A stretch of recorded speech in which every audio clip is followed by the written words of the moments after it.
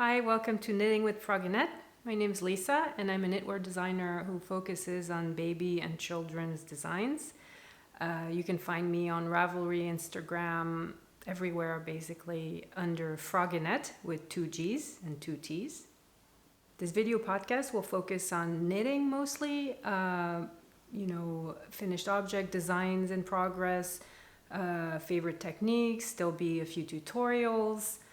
There might be a little bit of gardening here and there, but I'll keep the non-knitting stuff at the end of the video in case it's not your thing. I will add links to any pattern I mention in this video, as well as links to my social media information and a link to my Ravelry store as well in the description below. So today the idea that I had for this first episode of the podcast was the idea of monogamous knitters versus non-monogamous knitters, which I was convinced that I was a monogamous knitter. I usually focus on one project at a time. I don't have, a million works in progress that I actively knit at the same time and just sort of switch between. Usually I wait until I'm done with a project to start a new one. But today, as I was trying to tidy up in my office, I just unearthed all these bags, all these project bags, and with a lot of unfinished projects that I had completely forgotten about for some of them. And so, maybe I'm not so monogamous after all.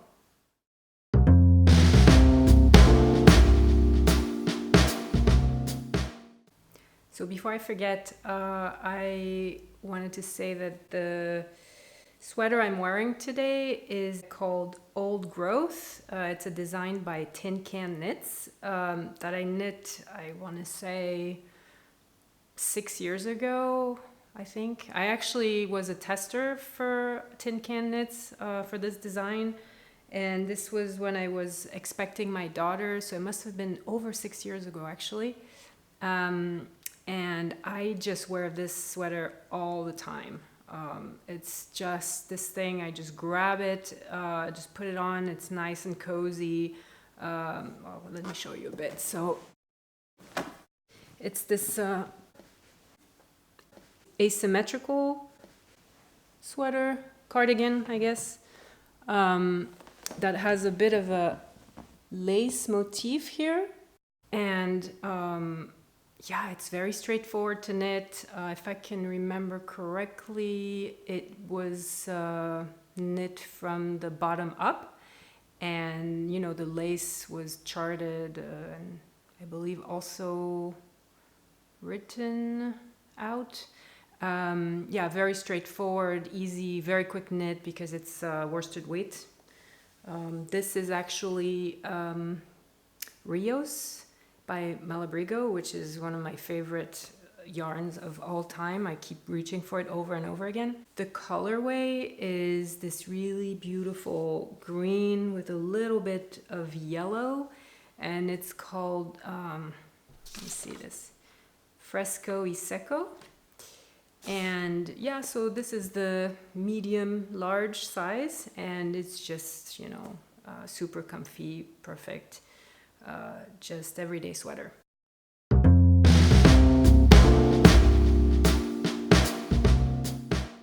So one of the project bags that I unearthed contained this cardigan, which is was quite popular maybe, 8 years ago, 10 years ago. I don't even know when it came out. It was a Barocco pattern. I will put the full name of the designer and a link to the pattern listing below. It's called Ede. I don't know if you can see.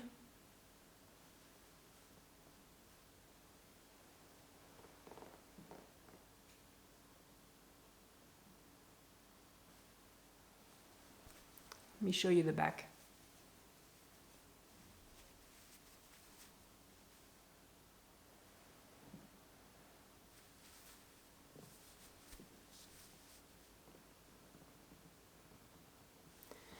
Anyway, it's like this really beautiful, beautifully cabled cardigan.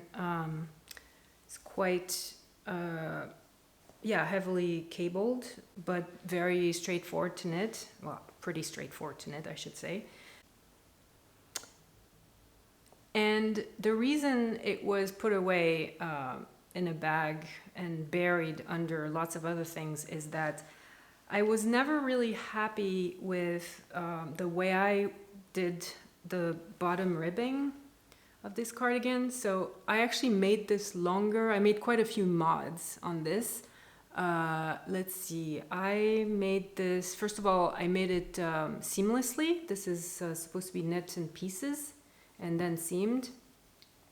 There was a Raveler who had worked out how to do it seamlessly, and I will link to her project on Ravelry with all her notes below in the description below. And I just followed a lot of her mods, and in particular, she changed the button band. She made hers with this ribbing, which I thought was really pretty.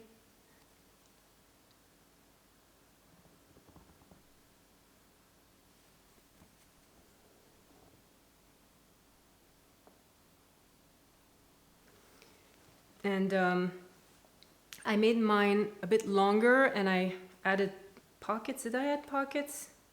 Oh, actually I didn't. I meant to add pockets and I did not. Oh no, I remember now. I did add pockets, but then I did not like the way they sat and they made me look, I guess. It just wasn't very flattering. And I had worked them in the bottom ribbing. And so what I did is, so the ribbing is, the cardigan is knit bottom up. So you start here and you go up. And I had used a tubular cast on, and I didn't like the way it looked. It was, I'm sure I did it wrong. It was kind of flared, and it just made for a flared hem. And because I had put pockets in, it was even worse, I guess. So one day I just decided to do basic surgery on this sweater, and I just took scissors to it and just chopped off this whole ribbed hem. And I picked up all those stitches at the bottom, and I worked the ribbing again, but this time from the top down. And I thought, this way the end of the ribbing at the bottom would be more pulled in. And I think I even used a smaller needle, but I can't remember. But anyway, I tried this time a tubular bind off. And again, I guess I didn't do it right or something, because it still flares a lot.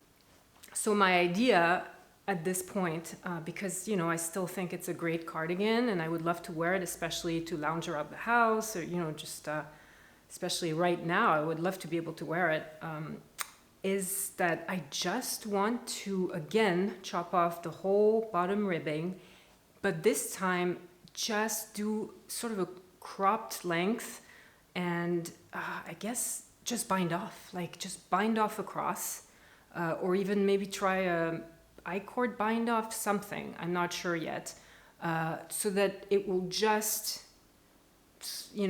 be very abrupt, it'll, the ribbing will disappear and it will just end with this cable here. The cable panel will just end abruptly. And I don't know if it'll work. I mean, my hope is that it'll look pretty modern.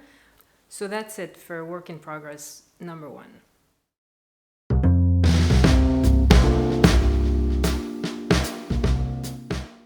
Work in progress number 2 that I dug out of many layers of sediment is this other cabled cardigan that I absolutely love. And here's where I'm at right now. So I did the top, back, the back and the fronts. You can see the armholes here. I just fell in love with it as soon as it came out. But I've been working on it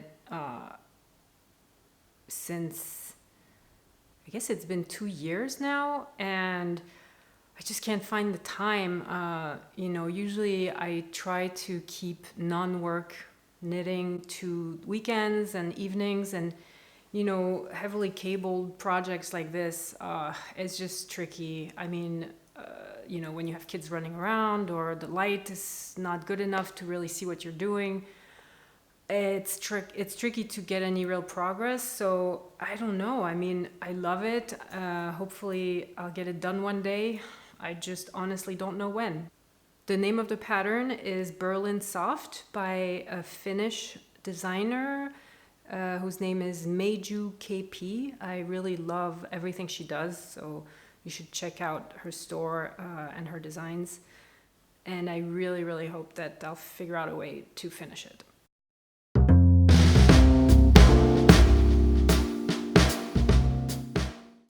This is another one of these little abandoned works in progress that I found in my office. It's a size newborn, I believe, or 3 months. It looks like newborn. And this is one of my own designs called Saginaw.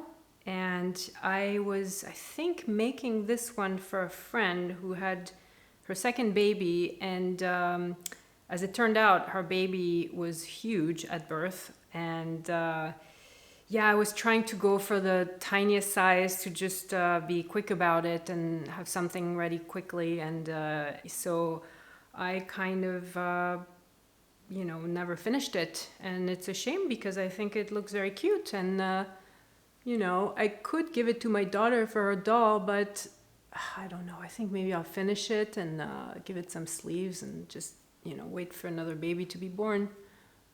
I think it would work just fine for either a boy or a girl in this sort of gender neutral color, right?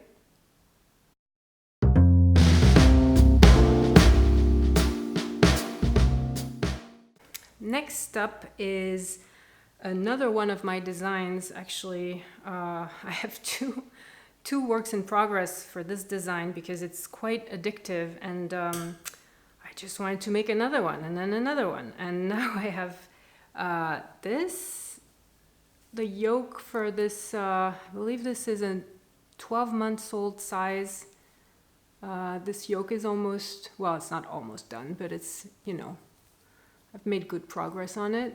The name of the pattern is the Veggie Patch Cardigan, and it's actually my latest release. I will link down below to the pattern listing on Ravelry. It's just a very straightforward top-down cardigan that has some really nice textured stripes. It's really cute and, again, very perfect for either a boy or a girl, a small baby, an older kid. And in fact, I started on another one for my son, which unfortunately I did not consult him about the color I should use, and I assumed that this really, really beautiful blue, it's kind of teal, gorgeous, like petrol blue, it's all rumpled because it's been traveling with me to the US, and in fact I did not knit a single stitch while I was there just recently. So this is a size 8 years old, I think, 8 years. And yeah, I did not consult him about the color, and he looked at it and, he kind of made a face and he said, "Mom, don't you know my favorite color is gold?" And no, I guess I did not know. I had no idea. So I said, "Well, or does that mean you're not going to wear this?" And he said, "Oh, well, I might wear it sometimes, maybe on the weekends." So that's not really a great endorsement, but, we'll see. I mean, I don't know who I can give it to if he doesn't wear it, but hopefully he will. So yeah, this one I basically only, I did the whole body, but I still need to do both sleeves. Started on this sleeve. And I also need to do the button bands, which are picked up. Oh no, I did the button bands. Sorry. Yeah, good. The button bands are done. Yay! So yeah. Second veggie patch cardigan. Yeah, the first one, the silver one, was meant to be for my niece, who I'm gonna see this Christmas, but again, who knows if I'll be done in time. I hope so.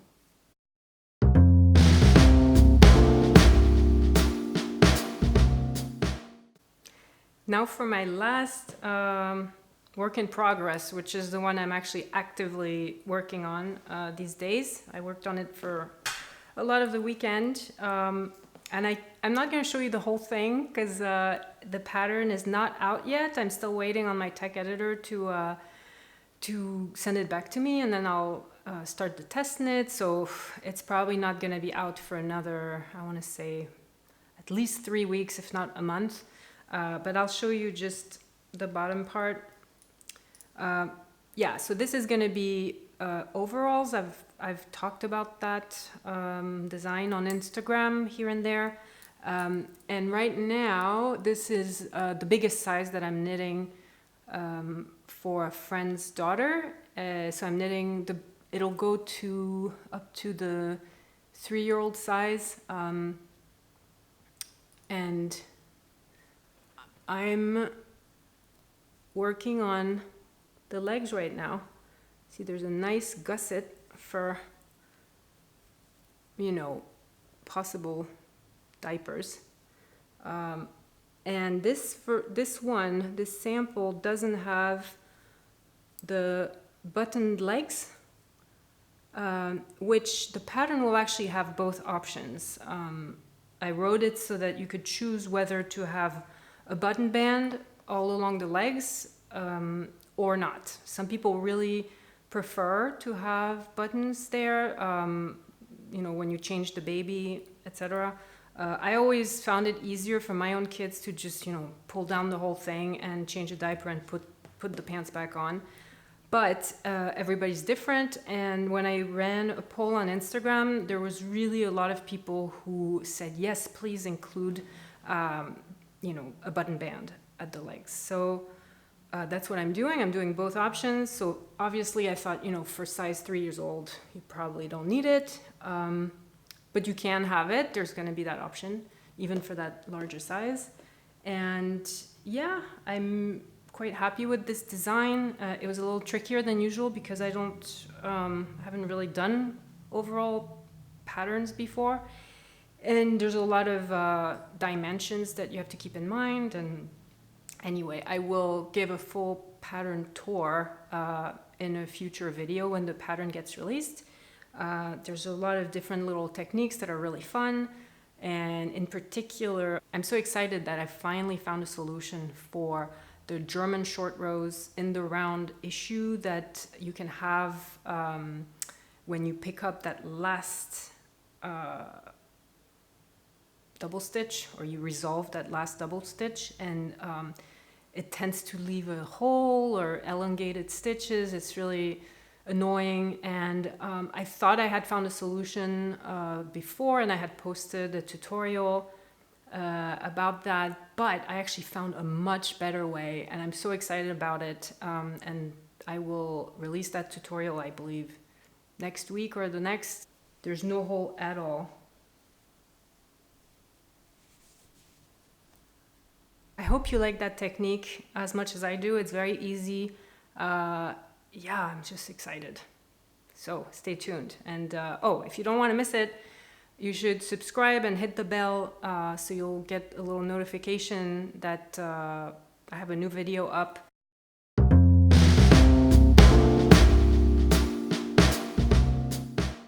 Yeah, so that's basically all the works in progress that I have and that I have to somehow deal with. I just do not like the idea of leaving something unfinished. And I know, in fact, I have a sock that I started working on before we moved to Germany 8 years ago. And I know it's there somewhere. And it was this gorgeous gray yarn, and I had finished one sock and started on the second one, and I wanted to finish it, and I thought maybe I could give it as a gift to someone for Christmas, and I cannot find it. I looked in the cellar, I looked in all my, you know, like I said, I have a whole bag of designs that never saw the light of day, and I thought, oh, maybe I put it there, and it's not there, and it's driving me crazy, and I have to find that sock, because that's, of course, what I want to work on right now, the one thing I can't find, instead of focusing on all these other projects that I do have. So yeah, that's the story of my life. Anyway, I hope you enjoyed this little video, and like I said, next time it will be a tutorial, those German short rows in the round. Stay tuned for that. I think it's pretty cool. I hope you like it. I spent a lot of time tweaking, experimenting with different ways to fix that last pickup of the last double stitch, and yeah, I think I've got something pretty good. So stay tuned for that. And then the next video will probably most likely be a pattern tour of these little overalls, which will be the last pattern of my Cottage Garden Collection Volume 1. So if you bought the ebook, that's the last pattern that belongs to that ebook. And I'm already starting to work on the Volume 2 collection, which will be warmer garments. I hope you enjoyed this video. If you did, go ahead and subscribe, and I'll see you next time.